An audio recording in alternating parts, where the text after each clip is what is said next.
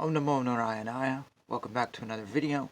We're continuing our chapter called of the Aparishtaka, or Mouth Congress. And this chapter is talking about eunuchs. It explicitly says it in the last video. The very first thing I read was there are two kinds of eunuchs.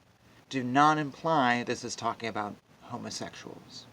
Please think about a eunuch hundreds of years ago, what their life was like, how they were treated. This chapter will then make sense. I hate to make a comment like that, but it's really important for this, because if you don't realize that's what we're talking about, it could sound really bad. So here we go. A second part of the oral sex chapter.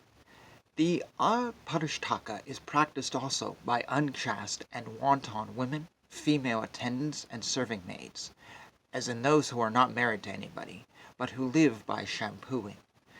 The Archayas, the ancient venerable authors of many religious texts, are of the opinion that this Aparishtaka is the work of a dog and not of a man, because it is a low practice, and opposed to the orders of the Holy Writ, and because the man himself suffers by bringing his lingam into contact with the mouths of eunuchs and women.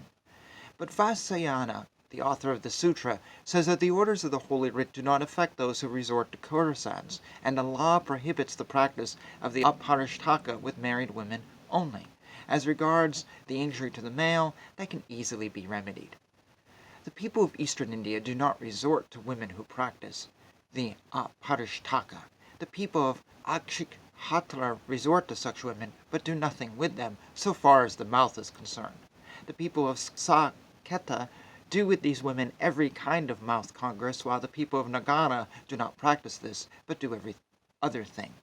The people of Sharasena country on the southern bank of the Janma do everything without any hesitation, for they say that women being naturally unclean, no one can be certain about their character, their purity, their conduct, their practices, their confidences, or their speech. They are not, however, on this account to be abandoned, because religious law, on the authority of which they are reckoned pure, lays down that the udder of a cow is clean at the time of milking. Mouth of a cow and also the mouth of her calf are considered unclean by the Hindus.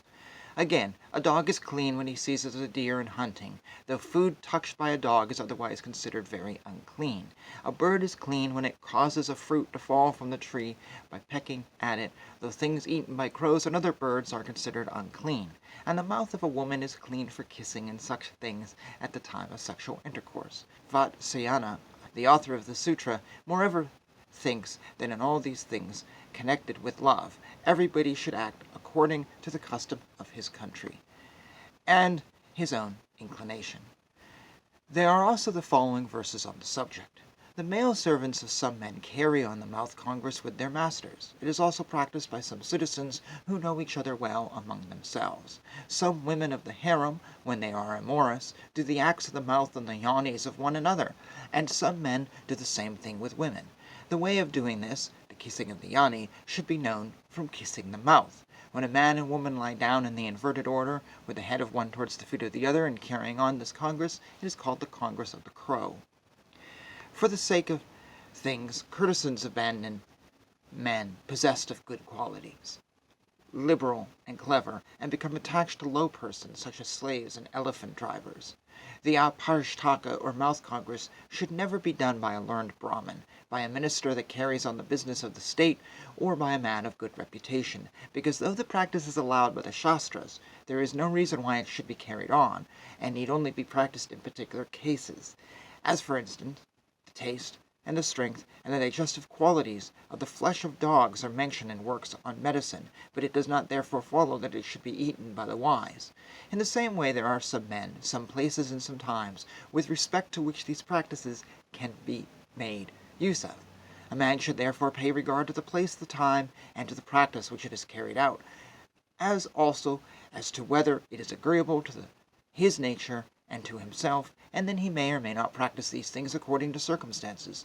But after all, these things being done secretly, and the mind of the man being fickle, how can it be known what any person will do at any particular time, and for any particular purpose?